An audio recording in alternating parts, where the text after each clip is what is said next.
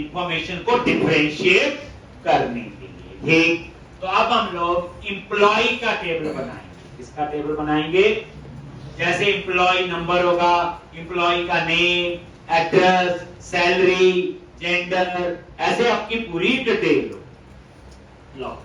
तो यहां टेबल्स पे राइट क्लिक करो, ऐड न्यू टेबल। टेबल्स पे राइट क्लिक किया, add new table.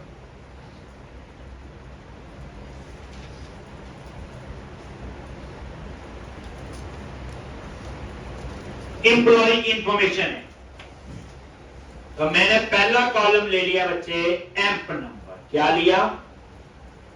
Amp number. आप बताओ एम्प नंबर की क्या डाटा टाइप होनी चाहिए?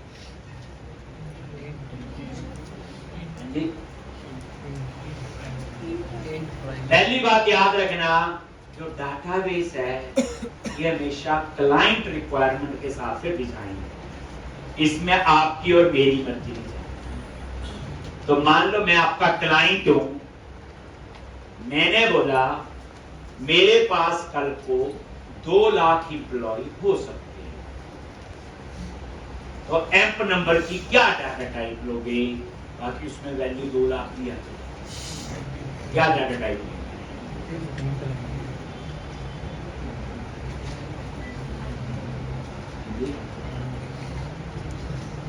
डाटा टाइप क्वेश्चन है ना, एम्प नंबर है।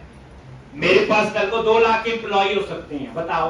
अब 2 लाख एम्प्लॉय हैं, तो यहां कौन सी डाटा टाइप लें जिसमें वैल्यू 2 लाख तक जाए?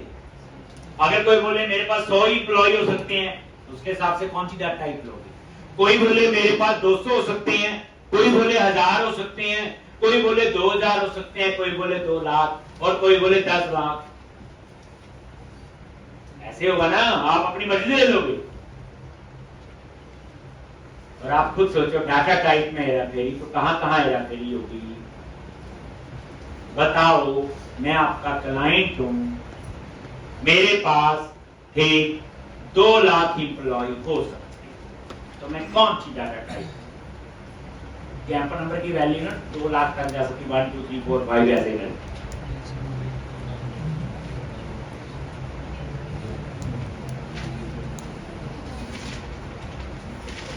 तो अब आपको पता होना चाहिए कि माइक्रोसॉफ्ट एसक्यूएल सर्वर में कौन कौन से इंटीजर होते हैं, उनकी क्या कैपेसिटीज होती हैं, क्या साइज होगा, तभी डिसाइड कर पाओगे ना। आप अपने माइंड को इतना परेशान क्यों कर रहे हैं? सिंपल आपको ये पता होना चाहिए कि उस डाटाबेस के अंदर कौन कौन से इंटीजर हो सकते हैं, फिर आप डिसाइड करोगे कि 2 लाख इसमें आ सकता है, मैं तो ये वाला इंटीजर दूं। अगर कोई कहता मेरे पास 100 एम्प्लॉय हैं, तो मैं ये वाला इंटीजर दूं। कोई कहता 500 एम्प्लॉय हैं, तो मैं ये वाला इंटीजर दूं। ना मैं कैपेसिटी में बड़ा लूंगा, ना कैपेसिटी में छोटा, क्योंकि बड़ा ले लिया तो पैसे देने पड़ेंगे। सर्वर पे डाटा टाइप का साइज बड़ा ले लिया, जरूरत उतनी है नहीं।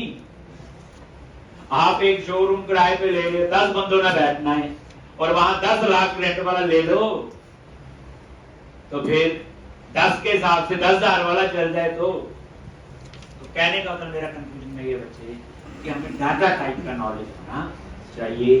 कल आओगे, कल मैंने डाटा टाइप ही सिखानी है, और मैं आपको इतना बता दूं 2 या 3 डाटा टाइप ही यूज होते हैं 90%। एक न्यूमेरिक, एक स्ट्रिंग और एक डेट।